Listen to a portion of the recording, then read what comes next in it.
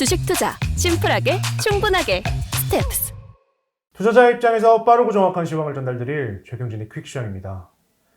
지속적인 하락으로 심적으로 많이 힘든 구간까지 온 것 같습니다. 오늘 어떠셨나요? 네, 등산을 갔는데 등산로가 두 개가 있었습니다. 이렇게 올라가는 등산로가 있고 이렇게 올라가는 등산로가 있는데 등산 가이드가 이 경로로 선택해서 올라갔는데 너무 가팔라가지고 중간에 대부분 낙오하네요. 네. 오늘도 바로 질문 드리겠습니다. 금요일도 급락을 했는데 오늘도 하락을 회복하지 못했습니다. 시장에 악재가 많은데 어떤 이유 때문인가요? 일단 우리나라만의 악재를 찾아야 될 것 같습니다. 오늘 일본도 오르고 대만도 오르고 중국도 올랐으니까 우리나라만의 악재, 다들 알다시피 북한이 미사일을 또 쐈고, 네. 그리고 금요일 날 한국은행이 금리를 인상을 했어요. 네. 금리 인상이 악재가 아니다라고 생각하실 수도 있겠지만 금리 인상하고 나서 주가가 빠지면 악재거든요. 네. 이번에 금리 인상은 시장의 여론이 동결이다라고 생각을 하고 있었는데 갑자기 금리 인상을 했고 그리고 추가로 더 올리겠다라는 식의 발언을 했습니다. 그게 아마 악재라고 생각되고 그 다음이 이제 에너지 솔루션, LG 에너지 솔루션의 이제 청약이 내일부터 시작되는데 내일 청약할 때 증거검이 일단 있어야 되는데 그거를 마련하려면 금요일부터 팔았어야 되는 거거든요. 금요일 팔면 내일 돈이 나오고 오늘 팔면 19일 날 돈이 나오는 거거든요. 18일, 19일 날 청약을 하는 거니까 청약 증거금을 마련하기 위해서 매도가 나왔다라고 또 보여지고 그리고 오늘 셀트리온이 또 많이 빠졌는데 셀트리온의 분식회계 논란 이게 그 증권위원회 선물위원회 거기에 올라갔어요. 안건으로. 네, 올라가가지고 1분기 안에 아마 결론이 나올 것 같다. 뭐 그런 보도가 있었거든요. 뉴스 보도가 있어가지고 아마 그것도 심리적으로 영향을 주지 않았을까. 네 가지 악재가 있는데 일단 오늘까지 LG 그 에너지 솔루션 청약을 위한 매도는 오늘까지가 거의 절정이지 않을까. 그거 때문이라고 보는 이유는 3시 5분부터 들어왔던 선물 쪽에 반등. 이게 선물 매수는 아니었는데 처음에 들어온 거는 코스닥하고 그리고 코스피에서 기관이 매수를 살짝 했어요. 네. 외국인도 뭐 일부 조금 들어오긴 했는데 그거 들어오면서 선물이 그 전에 마이너스 1.29%까지 빠지던 게 마이너스 0.57%까지 회복을 했습니다. 거의 절반 이상을 회복을 했어요. 지수는 마이너스 1.57%까지 빠지다가 마이너스 1.09인가요? 네. 뭐 0.5% 정도, 그 정도밖에 회복을 못 했는데, 뭐, 물론 코스피 200 선물이고, 코스피 지수니까 괴리가 있다, 이렇게 볼 수는 있겠지만, 지수의 회복은 선물을 따라가지 못했다.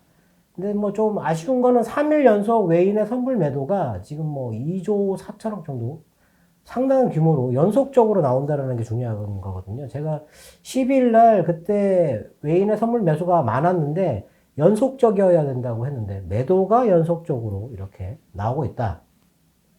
그리고 매도 같은 경우는 지금 금요일하고 오늘하고 외국인의 매도가 코스피에서 한 5천억 정도 그렇게 큰 규모가 아닙니다. 네. 근데도 불구하고 시장의 낙폭이 상당히 크다. 네.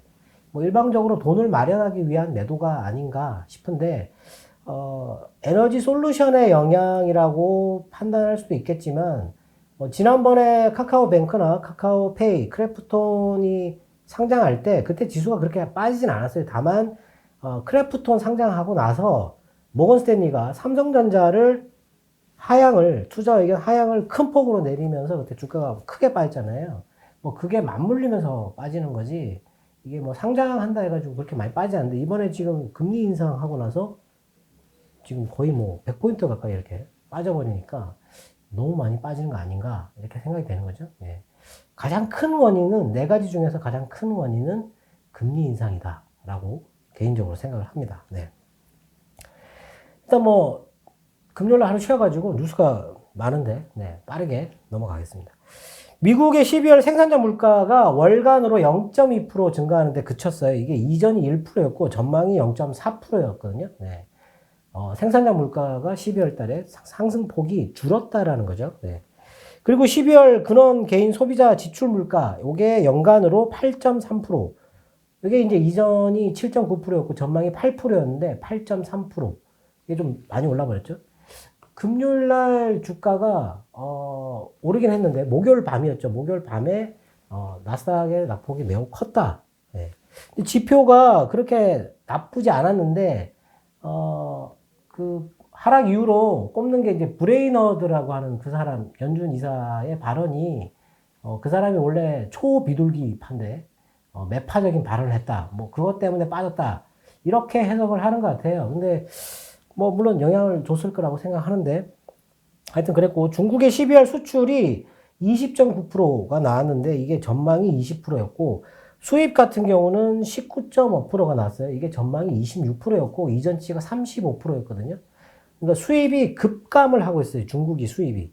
예, 경기가 약간 둔화되는 그런 움직임이 있어가지고 그럴 수도 있는데 하여튼 중국의 경기 둔화가 반영이 되면 이렇게 수입이 떨어지는 그런 영향이 있기 때문에 뭐 안 좋다 이렇게 보여지고 영국의 11월 GDP가 발표가 됐는데 월간으로 0.9%가 나왔어요. 이게 전망이 0.4%였는데 2배가 넘게 나왔습니다.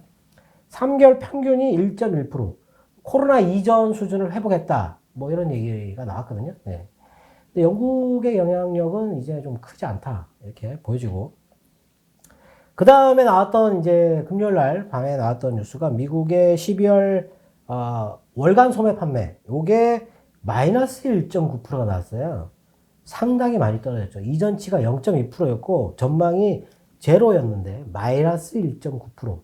뭐 지갑을 닫았다. 뭐 이게 이제 인플레이션 때문이다. 뭐 이런 얘기를 했는데 주가는 금요일 주가는 이렇게 빠졌다가 살짝 빠졌다가 올라가는 모양을 회복을 그러니까 양봉이 나오는 차트도 있었거든요. 네. 그런데도 불구하고 이 소매 판매는 좀 충격적인 숫자가 나왔다라는 거고 그리고 12월 수입 물가 이게 월간으로 마이너스 0.2가 나왔습니다. 드디어 수입 물가가 떨어졌다.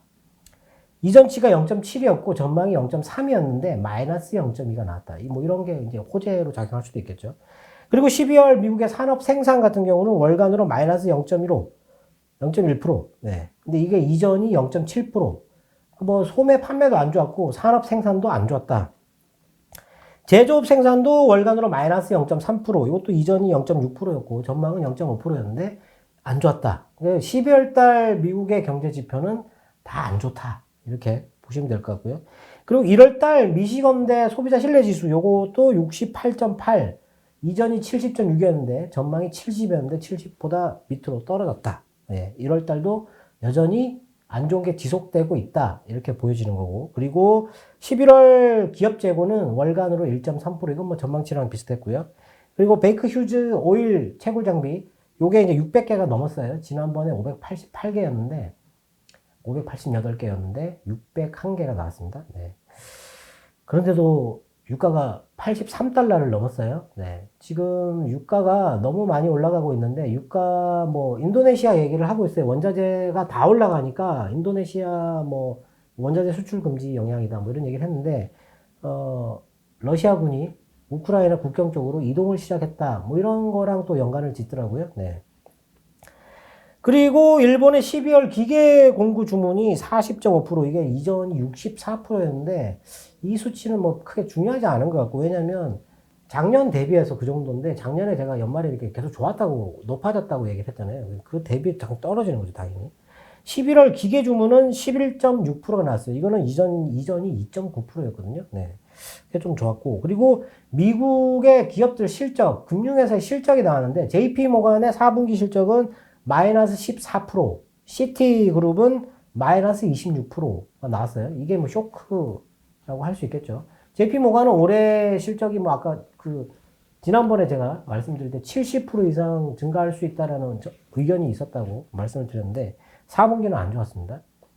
그 웰스파고는 86%가 급증했고 그리고 블랙록도 증가를 했다. 엇갈리게 이렇게 나왔다라는 거고 그리고 미국의 개별 회사 엔비디아가 브라이트 컴퓨팅이라는 회사를 인수한다라는 얘기를 했는데 이게 이제 그 고성능 컴퓨팅 시스템 관리 소프트웨어 만드는 회사인데 이게 지금 엔비디아가 그런 하드웨어를 만들거든요. 소프트웨어 회사를 인수해가지고 이 하드웨어를 더 쓰게 만드는 그런 거를 개발을 하는 거죠. 네. 뭐 이런 건 또 호재이고 그리고 방금 뭐 러시아 얘기를 했는데 우크라이나에 대규모 해킹 공격이 있었어요. 그래가지고 정부의 어떤 그런 것들이 전부 다 무력화되는 그런 게 있었고 그리고 그 오늘 나온 뉴스지만 러시아에서 우크라이나로 첩자를 이미 침투시켜가지고 역공격을 하는 그런 모양을 만들어서 거기에 반발해서 들어가는 전쟁을 여기서 유발하는 것처럼 그렇게 꾸미는 그런 전략을 지금 실행하고 있다라고 얘기를 했어요. 근데 오늘 나온 뉴스는 1월 중순에 침공할 것 같다라는 뉴스도 있고 2월 중순에 침공할 것 같다 뭐 이런 뉴스도 있고 이번에 해삼이 전부 다 실패를 했죠. 네, 그래서 지금 미국이 유럽에다가 가스를 긴급하게 공급하는 계획을 지금 수립하고 있다 뭐 이런 뉴스도 있었습니다. 네. 그리고 애플이 MR 헤드셋 이거 올해 말에 내놓는다 그랬는데 이거를 내년으로 넘기는 거를 검토하고 있다. 뭐 약간 그 하드웨어와 소프트웨어에 오류가 발견돼가지고 뭐 그렇다 이런 얘기가 있었고요. 그리고 스텔란티스의 전기차에 아마존의 인공지능 알렉사를 탑재할 것이다. 뭐 이런 얘기를 했어요. 네. 자동차에 이제 AI가 들어갑니다. 이제. 그리고 중요한 뉴스가 JP모건 회장이 금리를 6번에서 7번을 올릴 수 있다. 이런 얘기를 했어요. 네. 그래서 뭐 JP모건 측에서는 회장의 그냥 개인적인 의견이다. 이런 얘기를 했고, 오늘은 또, 헤지펀드 운용자 뭐 한 명이, 3월 달에 0.5%를 그냥 한 번에 올려버려야 된다. 뭐 이런 식으로 또 얘기를 했어요. 그래 놓고 뭐, 그냥 뭐 의견일 뿐이다. 뭐 이런 얘기를 했는데, 이런 게 시장을 하락시켰다. 뭐 이거는 제가 보기에는 크게 중요하지 않은 얘기입니다. 네. 그리고 JP모건 회장이 이런 얘기를 하는 사람이 아니거든요, 원래. 네. 하는 사람이 아닌데 이런 얘기를 한다는 건 조금 좀 의심을 해봐야 된다. 이렇게 생각이 되고, 그리고 이번에 연준의 지금 그 정책이 실패했다라는 걸로 자꾸 몰아가는 거거든요, 이게 지금. 물가를 너무 방치해 두는 바람에 너무 많이 올랐고, 이걸 만약에 잡지 못하면 패닉이 온다. 지금 그런 전문가들 의견이 나오고 있어요. 네. 그럼 이미 지금 벌써 패닉이 왔을 겁니다, 지금. 네. 아직 연준의 움직임이 아직 구체적으로 나오지 않았는데도 불구하고 이런 의견들은 계속 나와요. 근데 이것 때문에 주가가 계속 빠지느냐? 그러지 않습니다. 그러니까 처음에 충격이 오면 거기서 자꾸 둔해지는 거죠. 둔해지다가 나중에는 그런 게 나와도 영향을 받지 않습니다. 그리고 금리 인상할 때 그때 주가가 올라가는 거거든요. 네. 대신에 이제 그때 더 비관적인, 더 매파적인 발언을 하게 되면 그때 이제 주가가 빠질 수 있는 거죠. 네. 하여튼 뭐 그런 거고. 그리고 영국 같은 경우는 자가격리하고 백신 패스 이거를 아예 그냥 폐지하는 거를 위드 코로나로 빨리 가겠다 뭐 이런 식으로 얘기가 나왔었고. 유럽의 12월 전기차 판매량이 디젤 차량을 처음으로 넘었어요. 17만 6천 대. 네. 디젤 차는 17만 대가 안 됐거든요. 네. 이제 전기차가 판매량을 늘어가고 있다. 이게 좀 생각해 봐야 될 문제가 일반 차에 반도체가 200개 들어가는데 전기차에 2000개 들어간다 그러면 이제 자동차 회사들이 이 반도체를 확보하기 위해서 거의 사활을 걸어야 돼요, 지금. 그래서 자동차 회사들이 반도체 회사를 인수하거나 아예 만들어버릴 가능성이 있다라고 생각하거든요. 반도체가 너무 많이 들어가니까. 그리고 이거 만드는 반도체 회사는 큰 기술이 있는 그런 게 필요한 게 아니에요. 100나노나 뭐 20나노, 뭐 많아도 20나노, 네. 그 정도 급 정도만 있으면 된다라고 생각하니까 충분히 인수할 여력이 있다라고 생각하거든요. 그게 올해 반도체 회사들의 호재가 아닐까 싶은데 아직 뭐 그런 거는 추측이니까 생각을 좀 해봐야 될 문제고. 그리고 월스트리트 저널에서 그 1분기 미국 성장률을 4.2에서 3%로 전문가들 설문조사가 그렇게 나왔다. 크게 하향하는. 지금 12월도 안 좋고 1월도 지금 소비자 신뢰지수도 안 좋고 이렇잖아요. 그리고 인플레이션이 높아서 소비가 계속 둔화되고 있다라고 생각을 하기 때문에 근데 물가를 지금 임금도 올라가고 있지만 물가를 이렇게 계속 올릴 것이다. 얼마 전에 그 자동차 가격이 올해 신차 가격이 크게 오를 것이다. 이런 얘기가 있었거든요. 그러면 자동차 수급의 문제가 해소된다고 해가지고 사는 것보다는 지금 살려고 하는 사람들의 생각도 분명히 있을 거라는 거죠. 네. 하여튼 뭐 이렇게 크게 하향하는 바람에 이게 악재가 될 수 있겠죠. 그리고 중국의 뉴스가 있는데 중국은 춘제 전후라 해가지고 전략 비축유 이게 75달러냐 85달러냐에 따라 가지고 양을 조절해서 방출하기로 미국과 합의했다. 뭐 이런 얘기를 했는데 유가에 영향은 없었어요. 그리고 인민은행이 오늘 1년 만기 중기 유동성 창구 MLF 금리 대출 금리거든요. 요거를 2.85로 0.1% 인하를 또 했어요. 금리를 또 내렸어요. 네. 중국이 지금 미국이 물가 때문에 금리를 올린다고 하는데 중국이 금리를 내리고 있어요. 요것도 한번 생각해 봐야 되거든요. 네. 아주 대담한 선택이에요. 지금 중국이 하는 게. 이렇게 하기 쉽지 않습니다. 그렇게 하면 이게 자본이 크게 빠져나갈 가능성이 있는 거예요. 그런데도 불구하고 그렇게 한다라는 거죠. 인민은행이 그런 판단을 하면 좀 생각을 해봐야 되는, 중앙은행의 판단을 좀 중시를 해야 되는데, 예, 시장이 혼란스러우면 여러 그 전문가들의 의견이 막 너무너무 많이 생기죠. 그리고 오늘 중국의 4분기 GDP 성장률, 이게 뭐 3.6이냐 3.7이냐 이런 얘기 했었는데 4%가 나왔어요. 4%. 전망을 상회했다. 그래서 작년 1년 중국의 성장률은 8.1이 나왔다라는 거죠. 네. 오늘 중국이 올랐잖아요. 호재도 있고, 뭐 유동성도 더, 대출 금리도 내리고, 뭐 이렇게 해서 올랐는데, 좋았는데, 네. 그리고 중국의 12월 산업 생산은 4.3%, 이전이 뭐 3.8%였고, 연간 소매 판매는 1.7%, 이전이 3.9%. 네. 중국의 소매 판매가 줄고 있죠. 급격하게 줄고 있기 때문에 수입도 급격하게 줄어들고 있다. 네. 이 정도가 뉴스였는데, 전체적으로 보면 지금 해외 시장이 빠질 만한 뉴스는 이제 거의 끝나지 않았을까. 지금 뭐 금리에 대해서, 긴축에 대해서 나오는 얘기는 그냥 일반 전문가들의 얘기지, 그게 어떤, 중앙은행의 결정이 아니라는 거죠. 그리고 오늘 인민은행의 금리 인하, 물론 사실 이런 중국의 이런 수치의 금리 인하는 도대체 왜 하는지 알 수가 없는데, 하여튼 그런 판단을 한다는 것 자체가 연준의 금리 인상의 속도를 생각을 분명히 할 거거든요. 예. 무작위로 하는 거 아닙니다. 이 중앙은행의 금리 결정은 아주 신중하고 아주 보수적으로 하는 거거든요. 우리나라의 금리 인상이 왜 악재라고 하냐면, 연준이 올리고 나서 그 다음에 따라갈 여지가 있어야 되거든요. 그걸 남겨둬야 되는데 지금 너무 빨리 올렸다라는 거죠. 그리고 더 올린다고 얘기를 했잖아요. 예. 우리나라가 연준이 금리를 안 올렸는데 이렇게 올리는 적이 거의 없습니다. 근데 그렇게 올려가지고 성공한 적도 없어요. 그런데도 불구하고 왜 금리를 이렇게 올리냐 하는 거죠. 저는 이번에 금리를 동결해야 된다고 생각했거든요. 네. 근데 중요한 건 시장의 반응입니다. 금리 인상을 했을 때 시장이 오르면 잘한 거고 떨어지면 못한 거거든요. 근데 제가 보기에는 금리 인상했는데 금요일 날 주가가 거의 뭐 이렇게 반등이 없었잖아요. 반등 시도가. 네. 오늘도 이렇게. 네. 이틀이 똑같아요. 똑같은데 지금 오늘은 뒤에 막판에 반등이 나왔다는 건데, 이 부분이 아마 에너지 솔루션의 악재가 해소되는 부분이 아닌가, 그렇게 생각할 수 있는데, 하여튼, 4가지 악재 중에서 미사일은 거의 영향이 없는 것 같고, 셀트리온은 뭐 바이오 제약에 국한된 것 같고, 2가지 악재 중에서 금리 인상이 가장 큰 악재가 아닌가 싶습니다. 네. 네. 미국 금리 인상에 대한 부정적인 의견들이 계속 나오고 있습니다. 긴축 조정은 끝난 것 같다 하셨는데 시장은 더 빠지는 것 같습니다. 도대체 왜 이런 현상이 나타난 걸까요?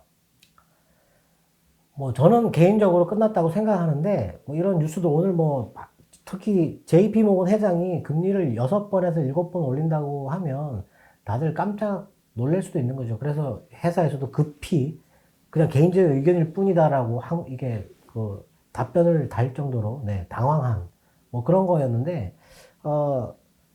이 사람이 장난을 치는 것 같기도 하고 그렇습니다. 네, JP모건 회장이. 이번에 아마 그 연준이 지금 성장률을, 1분기 미국 성장률을 3%로 하향하게 되면 금리를 못 올립니다, 이거는. 왜냐면 미국이 그 해마다 적자가 있어요, 적자가. 지금 2020년 기준으로 해서 미국 정부의 부채, GDP 대비 부채는 128.1%거든요. 이게 세수로, 이거 이자를 못 줘요. 이자를 못 줘요. 세수로. 그러면 해마다 부채가 증가하는 거거든요. 계속. 근데 금리를 지금 올린다. 근데 어쩔 수 없이 그 물가 때문에 금리를 올리기는 올리는데 많이 못 올린다라는 거죠. 그리고 빠른 속도로 못 올릴 거라고 생각합니다. 제 개인적으로는. 네. 물론 뭐 JP 모건 회장의 영향력이 더 크잖아요. 네. 하여튼 좀 의견이 나뉘는데 이렇게 뭐 좀 중앙은행이 명확한 판단을 하지 않을 때는 물론 이번에는 좀 명확하게 얘기를 했는데 다른 또 연준 이사들이 뭐 뉴욕 이사하고 뭐 브레이너드 이사하고 계속 그런 매파적인 얘기를 하지 않습니까? 그럼 사람들이 거기에 마음이 움직이는 거죠. 일단 충격을 받는데 그게 의사소통이거든요. 우리나라 한국은행은 의사소통을 하지 않지 않습니까? 물론 이전 금리 인상 때 아직도 완화적이다, 더 올릴 것이다 라고 메시지는 줬지만 그래도 이번에 여론은 동결이었는데 연준 같은 경우는 계속 그런 얘기를 해요. 연준 이사들이. 더 올려야 된다, 많이 올려야 된다 뭐 이런 식으로 얘기를 하니까 시장이 미리 대비를 한다라는 거죠. 이미 대비 상태에 들어가지 않았을까. 네. 그렇게 보고요. 그리고 질문이 포스코가 뭐 그렇게 평가 9조를 버는데 26조 뭐 왜 이런 일이 이거는 뭐 외국인의 포스코 비율은 50%가 넘거든요. 네. 그럼 누구한테 책임이 있는 걸까요? 네. 책임이라기보다는 원인은 다른 쪽에 있겠죠. 그리고 CS 윈드의 수주가 계속 증가하는데 왜 주가가 안 올라가느냐? 이미 많이 올랐잖아요. 그때 친환경 에너지 그거 하면서 그때 뭐 유럽의 초대형 그 영국 해변에 초대형 풍력단지 만들고 뭐 이렇게 한다고 할 때 그때 이미 많이 올랐지 않습니까? 지금 CS 윈드가 버는 돈에 비해서 주가가 어느 정도인지를 생각해 봐야죠. 비쌉니다, 지금. 네. 그리고 수출입 물가를 뭐 20 몇 프로 이렇게 얘기하니까 도대체 뭐 기준이 뭐냐, 지난번에 얘기하고 다 다른 것 같다 이렇게 말씀하셨는데 수출입 물가는 전년 동기 대비를 얘기하는 겁니다. 그러니까 전년 대비해서 20 몇 프로가 증가했다라는 거예요. 네. 그리고 오늘 뭐 나온 뉴스는 개별 종목 뉴스는 한국조선해양, 현대미포조선 그리고 대우조선에서 선박 수주 공시가 또 있었고 그리고 우진이라는 회사가 그 정부에서 추진하는 전략과제를 수행했다고 그 소형 모듈 원전에 들어가는 계측기 2가지를 개발 완료했다 뭐 이런 얘기를 했어요. 근데 오늘 오르다가 내려왔는데 이런 회사들 나중에 이제 원전 관련돼서 이슈가 이렇게 퍼지면 올라갈 수 있으니까 좀 봐야 될 것 같고 일진전기의 케이블 공급 계약이 뭐 이런 거는 뭐 거의 영향이 없는 것 같고 그리고 실적 발표 3개 회사가 있었는데 LS전선 아시아 이게 실적이 155% 증가했다. 그리고 해성 DS가 393%, 하이로닉이 281% 이렇게 증가했다라는 뉴스가 있어요. 이 중에서 좀 많이 증가한 게 해성 DS. 네. 근데 해성 DS의 실적을 보면 지금 현재 시총이 거의 1조에 육박하고 있는데 뭐 그렇게 싼 건 아니지만 아직 매력도가 조금 있어요. 네.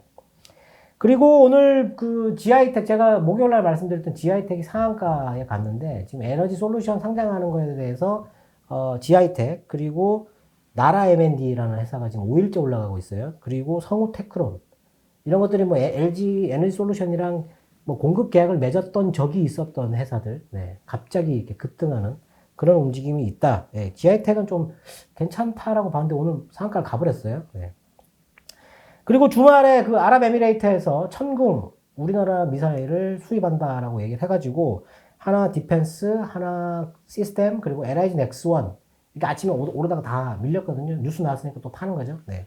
밀렸는데 이런 주식들은 뭐 나쁘지 않다라고 봐야 되고 그리고 한미글로벌 골프장 건설 계약이 있었고 코오롱 글로벌 2680억 건설 계약이 있었고 그리고 인선 ENT가 100억 규모 자사주 취득한다고 있었고 조비 그 비료 만드는 회사 있거든요. 그게 1186억 농협에 무기질 비료 납품 계약이 있었습니다. 근데 오늘 이런 뉴스가 나왔던 종목들은 별로 움직임이 눈에 띄지 않고 따로 보니까 오늘 반도체가 이제 좀 올라가는 것 같은데 오늘도 보니까 몇 개만 이렇게 골라서 이렇게 올라가는데 패키징은 LB루셈이 좀 좋아 보이는 것 같고 그리고 원자재가 올라가니까 이 금량이라는 회사가 최근에 계속 올라가고 있어요. 이게 원래는 발포제를 만드는 회사인데 수산화 리튬 분리 기술을 갖고 있어요. 이 회사가.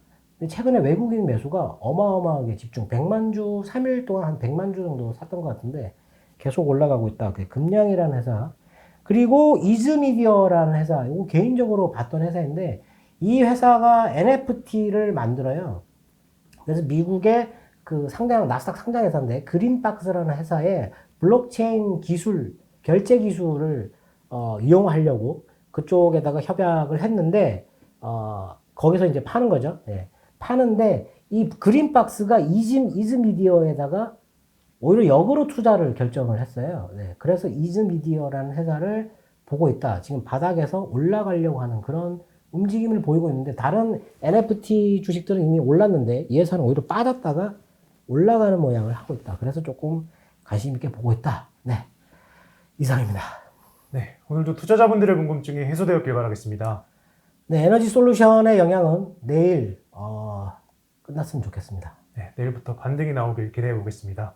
지금까지 최경진의 퀵시황이었습니다. 감사합니다.